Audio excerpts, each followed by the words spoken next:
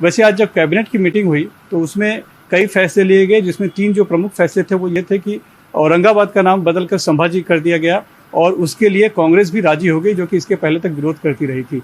उस्मानाबाद का नाम बदलकर धाराशिव रख दिया गया, जबकि उसके पहले उसका विरोध हो रहा था। गुज़िश्ता दिनों महाराष्ट्र की सियासत काफ़ी गर्म रही और काफ़ी उथल पुथल रही महाराष्ट्र की सियासत में, और फाइनली महाराष्ट्र की जो शिवसेना की गवर्नमेंट थी, जो कांग्रेस और नेशनलिस्ट कांग्रेस पार्टी एनसीपी के अलायंस से चल रही थी, फाइनली वो सरकार उद्धव ठाकरे की गिर गई और नई सरकार भाजपा के समर्थन से दोबारा से अब वजूद में आ गई है।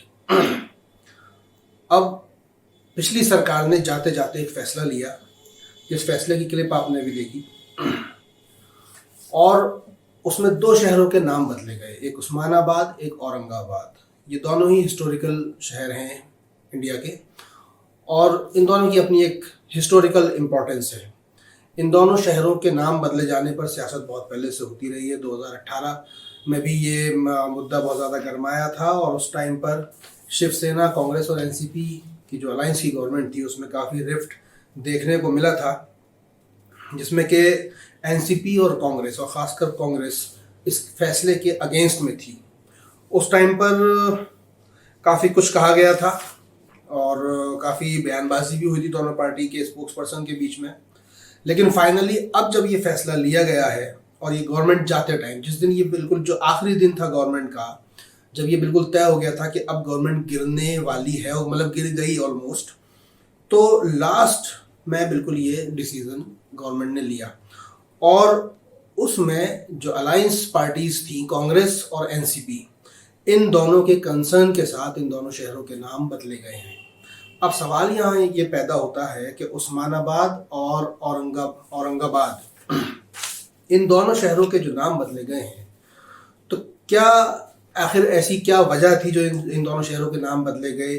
क्या इनकी हिस्टोरिकल इम्पोर्टेंस नहीं थी, या क्या मामला थे? ऐसी क्या ज़रूरत थी? वो भी जिस टाइम सरकार गिर रही है जाते जाते, कि वो एक कहावत है हिंदी में कि भागते की लंगोट पकड़ने वाली, तो बिल्कुल भागते की लंगोट ये पकड़ी गई, और इसमें कांग्रेस और एनसीपी ने साथ दिया शिवसेना का। तो आखिर ऐसी क्या ज़रूरत पेश आ गई थी?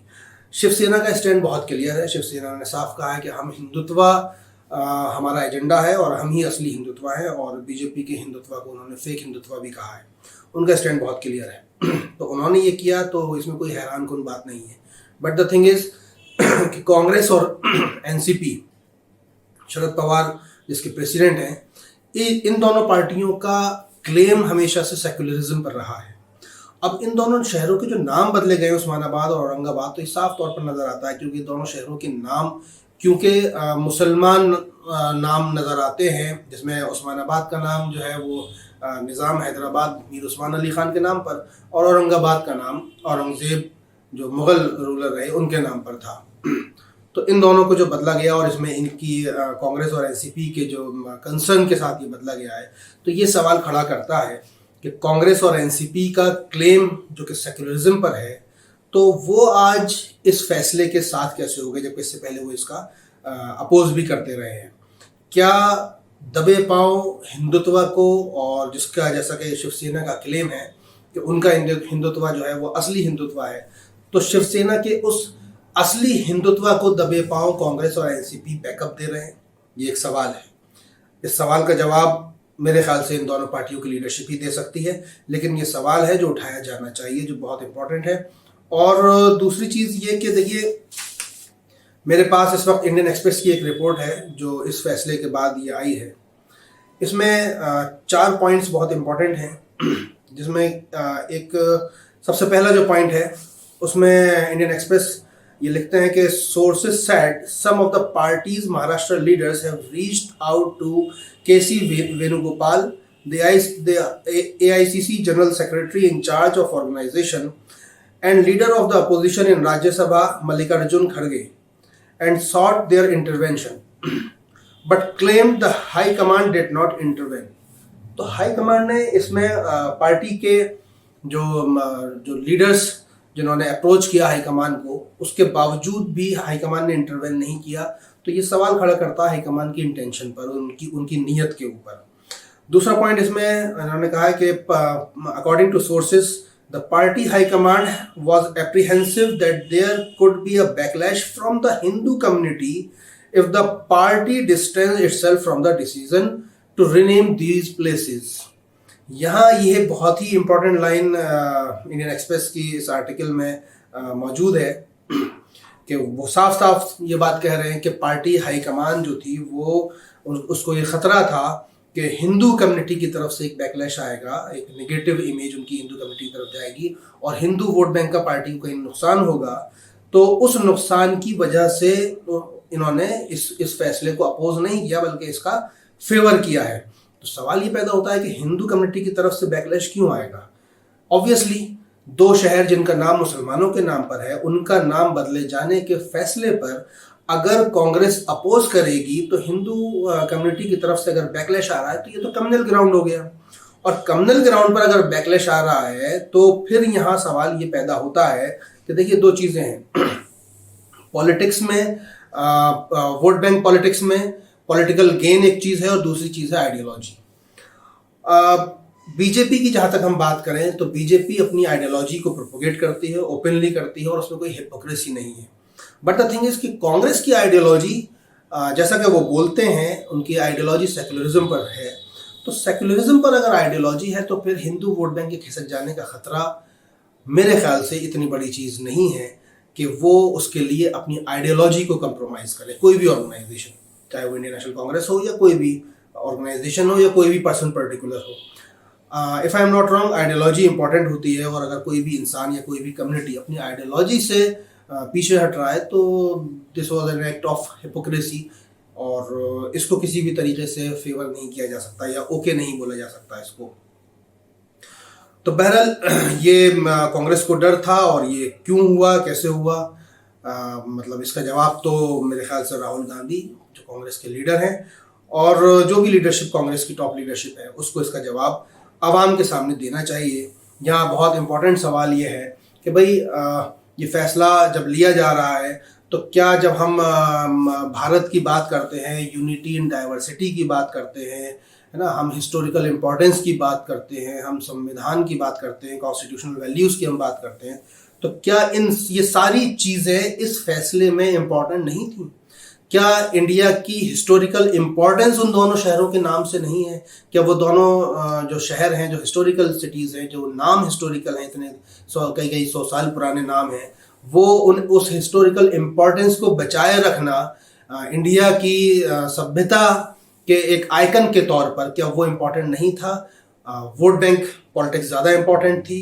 तो फिर अगर कांग्रेस भाजपा पर जैसा कि टाइम टू टाइम ये इल्ज़ाम लगाती रही है कि भाजपा जो है वोट बैंक पॉलिटिक्स कर रही है और उसके लिए गंदी राजनीति कर रही है, तो क्या ये राजनीति गंदी नहीं है कि कांग्रेस अपने ही स्टैंड से, अपनी आइडियोलॉजी से बैकफुट पर आ जाए? और इवन जबकि पार्टी के कुछ लीडर्स जैसे कि इसमें इंडियन एक्सप्रेस का क्लेम है कि उन्होंने अप्रोच भी की है नेशनल लीडरशिप को, हाईकमान को, बट उसके बावजूद हाईकमान खामोश है। तो ये it's an act of hypocrisy. तीसरे पॉइंट में इंडियन एक्सप्रेस ने क्लेम किया है कि Sena got the Congress opted into it. One senior party leader said Sena wanted to score a point on Hindutva. साफ तौर पर इंडियन एक्सप्रेस की ये न्यूज़ ये कह रही है कि कांग्रेस के सीनियर लीडर ने ये बात कही कि शिवसेना जो है they wanted to score a point on Hindutva, now the Congress has become a party to that decision. Shiv Sena एक पॉइंट अपना बढ़ाना चाहती थी हिंदुत्व के नाम पर, और वो उन्होंने बढ़ा लिया, और कांग्रेस अब उस डिसीजन में उसके साथ है, उस पॉइंट को बढ़ाने के एक्ट में उनके साथ है। ये कांग्रेस के एक सीनियर लीडर ने कहा है अकॉर्डिंग टू इंडियन एक्सप्रेस। परचम पार्टी के फाउंडिंग प्रेसिडेंट सलीम पीरजादा साहब का वो जुमला याद आता है, वो स्टेटमेंट उनका, कि ये मुल्क जो यहाँ तक पहुँचा है, जो लोग आज इस मुल्क को गेरुआ कफन पहना देना चाहते हैं, तो ये तुम्हारी हरकतों की वजह से पहुंचा है। जितनी भी पार्टियों का क्लेम सेक्युलरिज्म था इस मुल्क में, उनका क्लेम, उनका कन्विक्शन नहीं था। उन्होंने कभी तो वोट के खातिर, इक़्तिदार के खातिर अपना जो है, कभी वो सेक्युलरिस्टों के साथ नज़र आए तो कभी वो कम्युनलिस्टों के साथ नज़र आए। तो ये एक जो है कहना चाहिए कि एक हिपोक्रेटिक अप्रोच उनकी थी। तो इसके बारे में ये सलीम पीरजादा साहब का ये स्टेटमेंट था और उन्होंने बहुत स्ट्रांगली ये बात कहा था कि ये मुल्क जो यहाँ तक पहुँचा है ये तुम्हारी हरकतों की वजह से पहुँचा है। सेकुलरिस्ट क्लेम वाली पॉलिटिकल ऑर्गेनाइजेशंस को एड्रेस करके उन्होंने ये बात कही थी कि तुम्हारी हरकतों की वजह से ये मुल्क यहाँ तक पहुँचा है। आज वो बात सही साबित होती हुई नजर आती है इस फैसले में। चौथा पॉइंट इंडियन एक्सप्रेस के इस आर्टिकल में नजर आता है कि इन्होंने लिखा है कि जब ये सेंट्रल गवर्नमेंट ने 2018 में बीजेपी लेड सेंट्रल गवर्नमेंट ने 2018 में जब ये इशू उठा था तो इस पर अपनी जब सहमति दी थी उस टाइम पर कांग्रेस ने ये इल्ज़ाम लगाया था कि BJP neither understood the pride of India nor it's identity, character और डेफिनेशन। अब यहाँ ये बहुत ही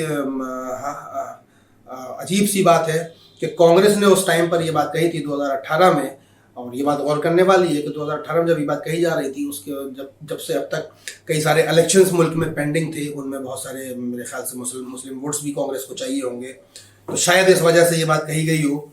उन्होंने कहा था कि the BJP neither understood the pride of India nor it's identity, character और डेफिनेशन। तो अब सवाल ये उठता है कि जैसा कि उस टाइम कांग्रेस ने ये क्लेम किया था, तो क्या अब कांग्रेस के लिए ये बात बोली जाए कि Congress neither understood the pride of India nor it's identity, character और डेफिनेशन? मेरे ख्याल से जवाब इसका कांग्रेस लीडरशिप ही दे सकती है। और कांग्रेस स्पोक्स पर्सन अभिषेक संघवी ने उस टाइम ये कहा था कि आफ्टर दैट, मतलब that decision of changing the name of these cities, after that a third person will come who will change the history of the last 100 years, and then a fourth person will come who will change ancient India's history of around 2500 years old history. तो यही बात अब कांग्रेस के लिए हम कहना चाहेंगे। जो अभिषेक संघवी जो कांग्रेस के स्पोक्स पर्सन थे उस टाइम पर 2018 में, तो उन्होंने जो ये बात कही थी, तो उन्हीं की ज़बान से आज हम कांग्रेस को बोलना चाहेंगे कि भाई अब आप ये फैसले बदल रहे हैं, इन नामों को बदलने में, इस हिस्ट्री को डिस्टॉर्ट करने में अब आप शामिल हाल हैं। तो फिर मैं अब इन्हीं की बात को कॉपी करूंगा कि after that a third person will come who will change the history of the last 1000 years, and then a fourth person will come who will change ancient India's 2500 years old history, और उसके बाद धीरे धीरे ऐसे बदल जाएगा। तो ये तो कम्युनलिज्म का आप बीज रेगुलरली डाल रहे हैं, और ये ऐसा बीज है कि ये कहाँ तक जाएगा कोई नहीं जानता कि कितना आगे तक जाएगा। ऐसे ही द प्रिंट का एक आर्टिकल था 2021 का, इन्होंने कहा था कि इसमें इन्होंने कहा कि we have constantly maintained that the politics of renaming is appropriate. ये कांग्रेस ने कहा था। The common minimum programme of MVA does not mention this. ये सचिन सावंत उस टाइम कांग्रेस के स्पोक्स पर्सन थे, उनका स्टेटमेंट था। और इसके आगे इन्होंने इसमें कहा था कि it has nothing to do with development. In fact politics of renaming is resorted to when one wants to divert pupils' attention from the development agenda. In today's day, this kind of politics and renaming only creates a divide between Hindus and the Muslims. अब ये कांग्रेस के spokes person ने 2021 में ये बात कही थी, सचिन सावंत जी ने, कि ये जो नाम बदलने की जो ये सियासत है, डेवलपमेंट से इसका कोई वास्ता दूर दूर तक नहीं है। और ये जो नाम बदलने की जो सियासत है, ये बेसिकली लोगों को जो एक्चुअल एजेंडा है डेवलपमेंट के जो इश्यूज हैं उनसे दूर ले जाने के लिए ये पॉलिटिक्स करी जाती है। तो आज अगर कांग्रेस ये कर रही है, तो क्या कांग्रेस अपनी गवर्नमेंट जो उनके अलायंस से गवर्नमेंट महाराष्ट्र में चल रही थी उसके रियल इश्यूज से दूर ले जाना चाहती है, इसलिए नाम बदलने के फैसले को इन्होंने ग्रीन सिग्नल दिया है। और लास्टली इन्होंने कहा कि in today's day this kind of politics and renaming only creates a divide between Hindus and the Muslims. तो ये कांग्रेस के स्पोक्स पर्सन का बयान है कि इस तरह के जो चीज़ें हैं वो हिंदू मुस्लिम के बीच में एक डिवीज़न पैदा करती हैं। तो क्या आज कांग्रेस का एजेंडा हिंदू मुस्लिम को डिवाइड करने का हो गया, जो आज कांग्रेस ने ये फैसला ले लिया? ये एक सवाल है। मैं आज ये सवाल रेज कर रहा हूँ। मैं उम्मीद करता हूँ कि ये सवाल कांग्रेस के कानों तक पहुँचेगा। और जैसा कि कांग्रेस हमेशा ये कहती रही है माननीय प्रधानमंत्री नरेंद्र मोदी जी के लिए कि वो सवालों के जवाब नहीं देते हैं, तो उससे ये पता चलता है कि कांग्रेस सवालों के जवाब देने में इंटरेस्टेड होती है। ये सवाल आज उठाया जा रहा है और मैं उम्मीद करता हूं कि कांग्रेस की तरफ से इस सवाल का जो है जवाब आएगा कि क्या कांग्रेस आज हिंदू मुस्लिम को डिवाइड करने की पॉलिटिक्स करने लगी, जैसा कि उनके स्पोक्स पर्सन ने, सचिन जी ने 2021 में ये बात कही थी कि ये नाम बदलने की सियासत से हिंदू मुस्लिम में डिवीज़न होता है। तो ये कुछ सवालात हैं जो आज हम रेज कर रहे हैं।